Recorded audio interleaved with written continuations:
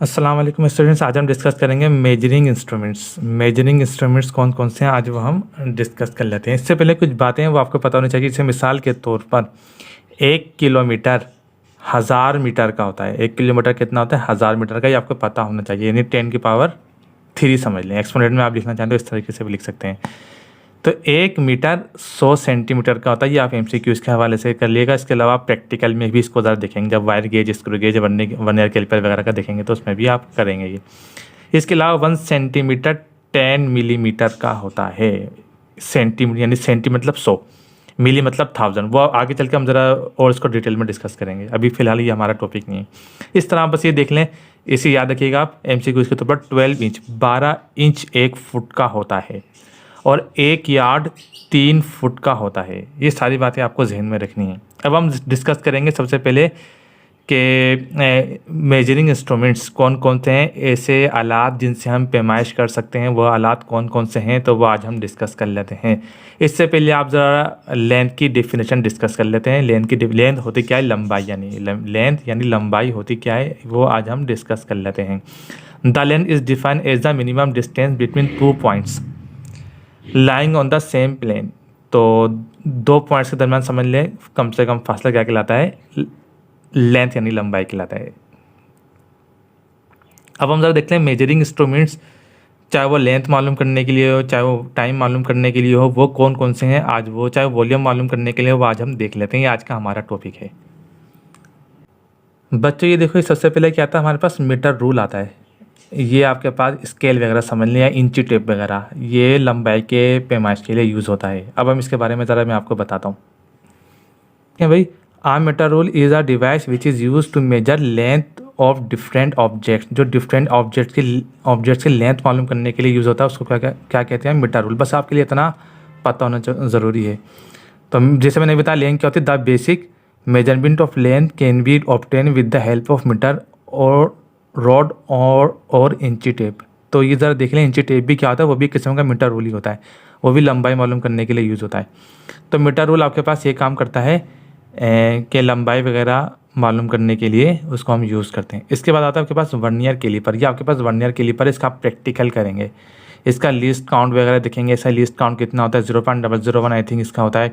इसमें 2 होते हैं, मेन स्केल रीडिंग और वर्नियर स्केल रीडिंग। मैं इसका थोड़ा बहुत आपको इसके बारे में बता देता हूँ। ये डिजिटल भी होता है और ओल्ड भी होता है, एनालॉग भी कह दीजिए इसको। तो आज हम ये वर्नियर कैलिपर भी डिस्कस कर लेते हैं। वर्नियर कैलिपर होता क्या है, ये ज़रा डायग्राम देख लीजिए आप। इसकी प्रैक्टिकल में आप इसका करेंगे, इसका प्रैक्टिकल में आप इसको डिटेल में यूज़ करेंगे। ये वर्नियर कैलिपर देख लें। वर्नियर कैलिपर क्या होता है? Vernier caliper is a precision instrument that can be use to measure internal and external distance extremely accurate. आप यही प्रैक्टिकल करेंगे। किसी चीज़ की लंबाई, कोई सिलेंडर है, उसकी लंबाई या उसकी चौड़ाई आप मालूम करेंगे इस वर्नियर कैलिपर के ज़रिए। जैसे मिसाल के तौर पर आपके पास ये पेन है, पेन कितना लंबा है, तो आप इसकी पैमाइश कर लेंगे। इसके जॉज होते हैं, ये क्या कहलाते हैं? इसके जॉज कहलाते हैं। इस तरह आप देख भी रहेंगे डायग्राम में। इसकी चौड़ाई या डायमीटर वगैरह भी इसकी मदद से हम मालूम कर लेते हैं। वर्नियर कैलिपर कहलाता है। ये नंबरों वाला भी होता है, यानी डिजिटल जिसको कहते हैं, और ये ओल्ड मेथड के ज़रिए आप इसे कर सकते हैं। इसके आप यानी कि it has both an imperial and metric scale, यानी इसके 2 स्केल होते हैं समझ लें। एक कहलाता है आपके पास घूमने वाला, एक कहलाता है ये मेन स्केल, और एक कहलाता है ये वर्नियर स्केल। इसकी जो रीडिंग होती है VSR, वर्नियर स्केल रीडिंग कहलाती है। आप प्रैक्टिकल में करेंगे। और ये क्या कहलाता है आपके पास? MSR, main scale reading. तो आपको ये पता होना चाहिए।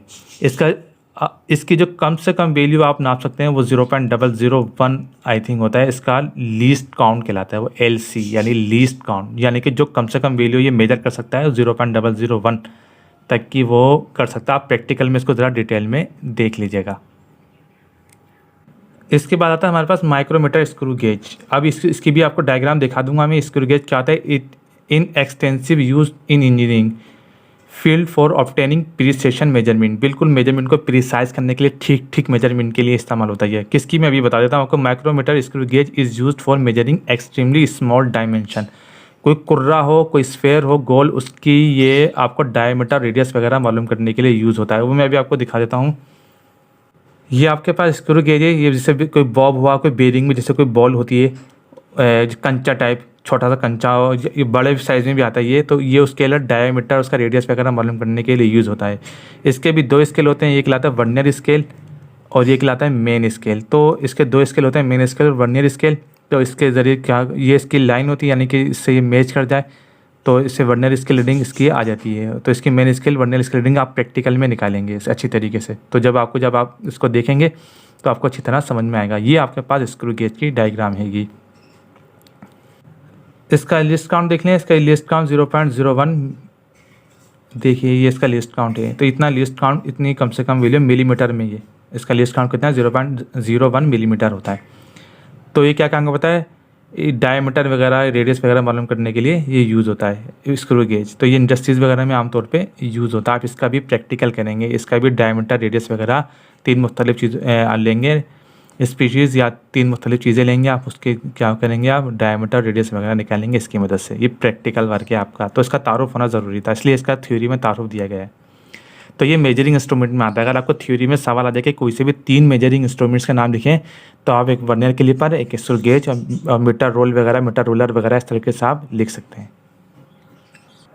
एक और मेजरिंग इंस्ट्रूमेंट्स हमारे पास है फिजिकल बैलेंस, तबई तराजू। ये देखिए आपने देखा होगा लेबोरेटरी में, ये भी होता है, पुराना है। इसके अलावा उसके बाद नंबरों वाला होता है, डिजिटल भी होता है। तो इसके लिए क्या काम करता है, ये मेजरिंग करने के लिए मास को या वज़न वगैरह को मेजर करने के लिए फिजिकल बैलेंस का हम यूज़ करते हैं। एक बात और देख लेंगे, ऊपर आप देख लेंगे क्वांटिटीज़। ये भी देखिए, जैसे हमने किलोमीटर मीटर के डिस्कस की, इससे 1000 ग्राम का 1 किलोग्राम होता है। आप बोलेंगे ना 1 किलो चावल 1 किलो आटा, तो इसका मतलब क्या होगा, उसमें 1000 ग्राम चावल होंगे। तो इस तरह 1 ग्राम में कितने 1000 मिलीग्राम होते हैं। तो बस ये ध्यान में रखिएगा। ये जो आपको नज़र आ रहा है LB, ये नैनोग्राम वगैरह आपका यूज़ नहीं होगा, ये रहने दीजिए। मैं आगे चल के इसको फिर भी बता दूंगा, न्यूमेरिकल्स वगैरह अगर होगा तो। 1 ग्राम में कितने हैं आपके, ये कहलाता है LB, पाउंड कहलाता है। तो 0.002 पाउंड होते हैं 1 ग्राम में। तो ये भी देखिए पाउंड LB से हम इसको डिनोट करेंगे। स्टूडेंट्स, ये एक और हमारे पास मेजरिंग इंस्ट्रूमेंट्स आता है इलेक्ट्रॉनिक बैलेंस। तो ये आप देख सकते हैं इलेक्ट्रॉनिक बैलेंस, ये आपने दुकानों वगैरह पे भी रखा दिखा होगा। तो ये आम तौर पे देखिए, इसका सेंसर होता है, इसमें ये जो है बहुत से माइक्रोग्राम, नैनोग्राम तक में भी होता है, और बहुत से जो है, और हद से ज़्यादा 100 ग्राम, 1000 ग्राम तक भी, किलोग्राम तक भी वेट कर लेते हैं ये।